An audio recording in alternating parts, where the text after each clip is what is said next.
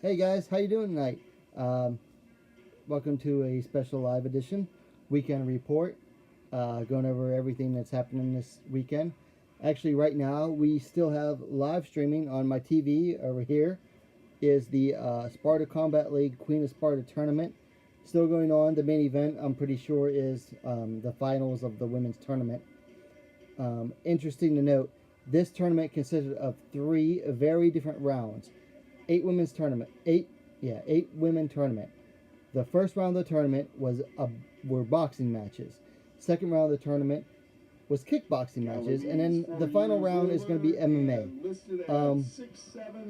I've had a hard time following with it because at the same time, you can probably hear it in the background now. I don't have my remote turned down, but the interesting thing was that I was also following this and Bellator and World Series of Fighting all on three different screens. So I'm kind of confused about what's going on as far as this event goes. But this event is not like the main thing. We're going to go over the whole weekend, okay?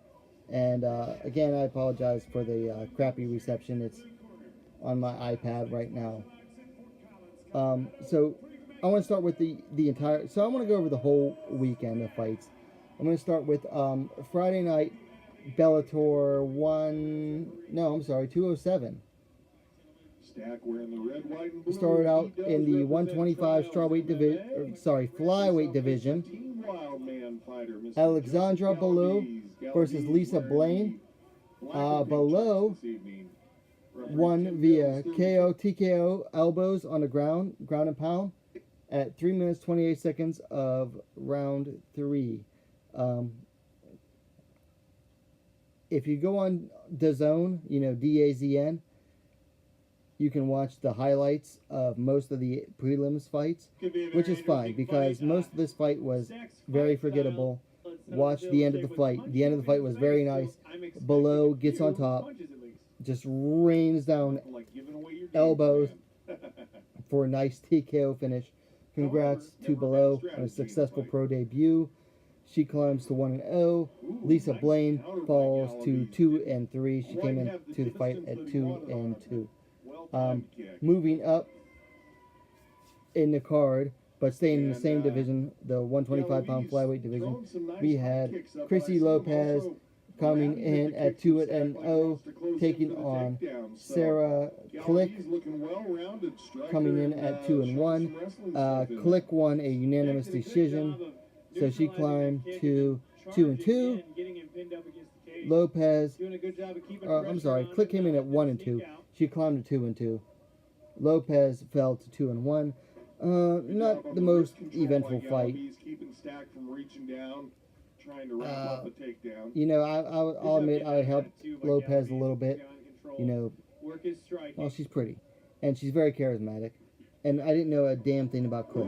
I'll admit that. I didn't know a damn thing about Click. I know a little bit more about her now. So, Click beat Lopez, unanimous decision. That's about all I got to say on that. Moving up. So, the final women's fight of Friday night at Bellator 207 was Sinead Kavanaugh coming in at 5-2 versus Janae Harding coming in at 3-3. Janae Harding won the first round TKO due to doctor stoppage due to cut. Janae Harding landed a really nice right hand elbow across the right above the eye, the right eye. Yeah. Right elbow across the right eye of Sinead Kavanaugh. Cut it, and then she came back, and it opened it up probably even worse. It's one of those, like, if you've ever watched the secrets of pro wrestling, it was one of those cuts that looked like a pro wrestler would do, because, they cut themselves so that it bleeds profusely, even though it's not serious, but it's one of those, like, it's a bleeder. So anyway, the doctor came in. No, the cornerman couldn't get it to stop it. The cut man, couldn't get it to stop bleeding. So the doctor came in. He's like, he looked at it, they're like, well, we can't get this to stop, and if it keeps going, it's going to go straight into her eye. So they stopped the fight. So Janae Harding won by TKO between the first and second round. So that was Bellator 197. Another nice good head kick by Galaviz. 207, I'm sorry, 207. Blocked with those small 4-ounce gloves, that still hurts. One neat thing tonight, King of the Cage tonight, Saturday night, Lindsey Van Zandt at atomweight came in on 36 hours notice to fight against former King of the Cage title holder. You can see already, I don't know if it's because Melissa Karagiannis. Lindsey Van Zandt won by second round TKO. So, congrats to the King of the Cage and Invicta FC veteran Lindsey Van Zandt over the former King of the Cage title holder Melissa Karagiannis on a very, very short notice, 36 hours. Wow. How do you even make weight on 36 hours? I don't know. Maybe Van Zandt is just that small. If looking at the picture of them both, for the post-fight announcements on Instagram, they look around the same size. Neither of them look very big at 105. One thing I would like to take note of is that Van Zandt, she won in King of the Cage, and then she fought Invicta and she lost, and then apparently Invicta FC boss Shannon Knapp, praise be to St. Shannon,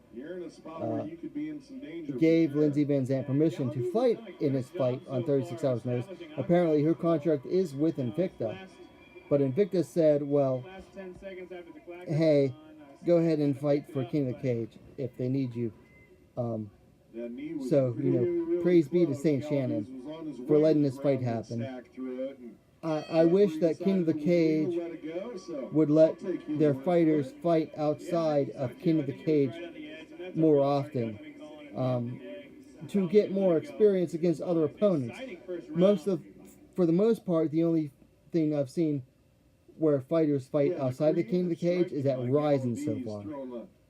And mostly they're being set up to lose at Ryzen because they're the foreign fighters coming in to fight the Japanese fighters. And that's just how WMMA works. Hate if you want, hate if you want. That's how WMMA often works, okay? So, anyway, Lindsey Van Zandt defeated Melissa Karagiannis by second round TKO. Moving back over to tonight at Bellator. What I've been impressed with Stack is his ability to throw combos to the body and the head. There was one women's fight. We had Jessica Chang Chuan. Someone please inform me in the comments below. Someone please inform me in the comments below how to properly pronounce it, because I don't know, East Asian names I'm usually good at, but if I'm not sure, I hate myself for it. So please correct me on this. Please correct me on this. Anyway, Jessica Chang, that's my story and I'm sticking to it, defeated Jessica Ruiz. Both were making their pro debut in the strawweight division.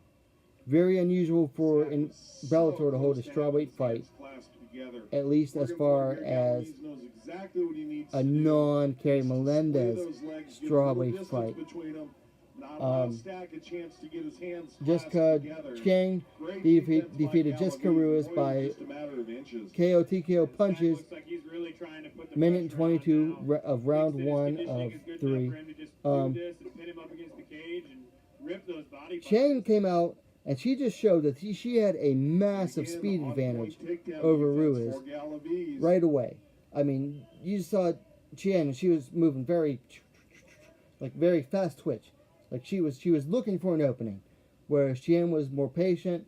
I thought Ruiz might actually have the advantage overall first, because Chang just looked too nervous, looked too herky-jerky. But they got into an exchange, and Ruiz came in, like she threw an overhand, and she made a mistake that, years ago when I was, training and getting in shape and learning to box. We're talking like 13 years ago. One of my problems was I would put my head down, straight down like this. Well, Ruiz made the same mistake. And Chain just clocked her in the head. And very reminiscent of the Esparza-Gadelha fight. Ruiz, who had apparently had knee surgery earlier this year, stumbled, and when she stumbled, she freaking twisted her knee again, or blew her knee out again. I don't know. But anyway, her knee, she injured her knee. It very much seemed like. And she couldn't recover, and Chien just poured it on, and the ref had seen enough, and he called it off. It was a very good stoppage. But also, even without the knee thing, it just seemed like Ruiz just took a very hard punch and could not recover from it. So even without the knee thing, it was a good stoppage. Jessica Chang improves to 1-0. Jessica Ruiz falls to 0-1 professionally. That's it so far, guys. I'm still trying to keep up with the Sparta Combat League Queen of Sparta tournament, which you can probably hear in the background because it's loud. I don't have my remote to turn my TV down. The main event, I believe, should be the tournament final. The only thing I know for so far is that Thomas Denny's wife moved from the boxing round to the kickboxing round. I didn't get to see the result because I was paying too much attention to Bellator. Also, Celine Haga came in on like a 24, 48 hours notice. She won her boxing fight, improved to the kickboxing round, but lost 2 decisions. Like, that was the only like definitive tournament result for the Queen of Sparta tournament that I knew of so far. Is that Celine Haga lost her kickboxing fight in the second round. Super impressive with his balance in there. A couple of good digging body shots. Guys, let me know what you think about this weekend's MMA.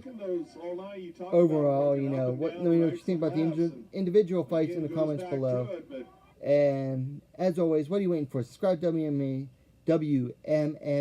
See now, the best, the fastest growing, all women's mixed martial arts. Now keep in mind, I don't cover men's mixed martial arts. I don't cover boxing. I don't cover kickboxing. If I do, it will be the women only. This is an all women's mixed martial arts channel. If I cover other mixed martial arts, it's only going to be women. This is an all women's mixed martial arts channel. So keep that in mind.